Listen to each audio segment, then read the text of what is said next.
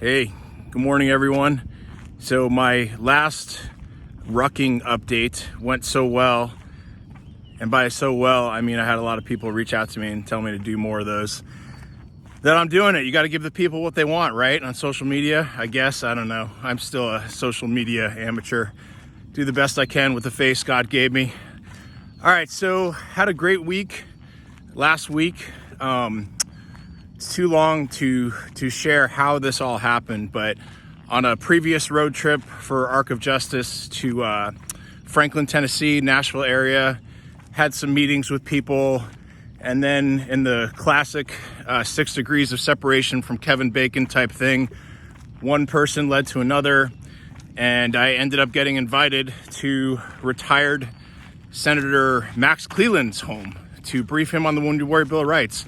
For those of you who don't know, Max Cleland is literally a living legend. He's a Silver Star winner in Vietnam, triple amputee, and then instead of feeling sorry for himself and wallowing in self-pity, he overcame through the greatness of the human spirit and became a United States Senator from the state of Georgia. So it's always been a desire of mine to honor Vietnam War veterans in any way that I can. I've done it in small ways, and this time I'm gonna probably end up doing it, hopefully, Lord willing, in a big way, because after meeting with him and briefing him on the Wounded Warrior Bill of Rights, he spent about 45 minutes with me, asked some great questions, and he offered to help. More on that later. I'm not really ready to share what he's gonna do for us yet, but I wrote him a thank you letter, and I have reached out to my Republican allies in the Senate and in the House, specifically Brian Mast in the House and Rick Scott in the Senate, talked to his staffers. And I want to rename our legislation in honor of Max, the Max Cleland Wounded Warrior Bill of Rights.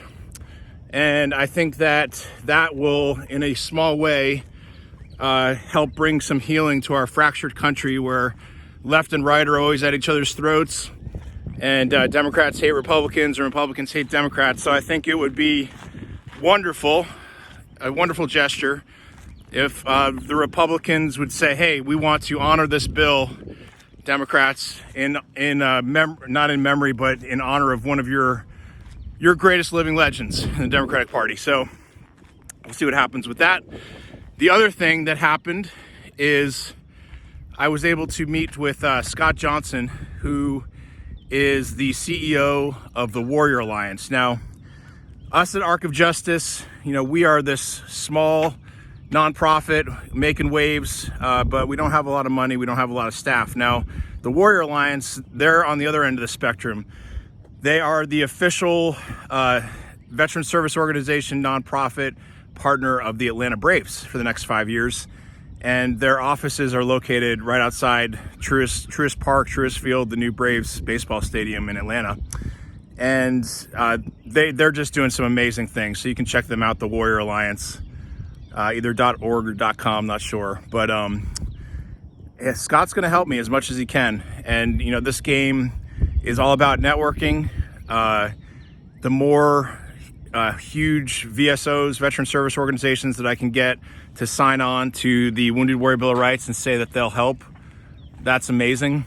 So we're also dealing with what are called the Big Five, Wounded Warrior Project, Disabled Veterans of America. Some other ones, we're reaching out to them, but sometimes because they're very large, they have long processes for if they're going to support legislation or not. But I've got a great young man in Brian Mast's office, military legislative aide there. He's got a lot of energy, a lot of intelligence, and he's with us. So he's going hard for it. So I just had a board meeting yesterday for Arc of Justice, and the board typically asks me, how long, what's going to happen next, and I can't ever answer that because I don't know. Legislation, it's like a roller coaster, or like I talked about last time, it's like Rocky Balboa versus Ivan Drago, and you just don't know. You just keep getting hit down, or you keep having highs and lows, and you just bounce back up off the mat, and you ride out the low on the roller coaster, and then you get to the next high until you meet your destination. And all I can promise you is that I'm going to stay on this ride until we get to the end. So the last thing that I'll tell you, if you've waited this long, you get the best. Now that I've started doing these, walks around the neighborhood, which is really, I've got my Go Ruck backpack on today, so I'm rucking. And I'm here in South Carolina in the South. So one of the neighbors told me, one of the kind Southern ladies said, "Hey, are you that military guy who walks around with a backpack?" And I said, "Oh, ma'am." I said, "No, I'm not that military guy that walks around with a backpack. This is called rucking." And she said, "Excuse me, young man, what did you say to me?" And I realized she thought I had said something else, not rucking with an R, but another word. So I explained it to her, and she said, "Oh, young man, I was about to cut your butt."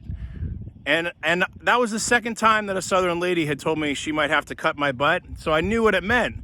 It meant a Southern spanking. So just make sure, here's the moral of the story: when you're a Northern Yankee boy in South Carolina going for a walk with a backpack, and you correct a nice Southern lady and tell her, "No, I'm out for a ruck for wounded warriors," just make sure you pronounce that R really well.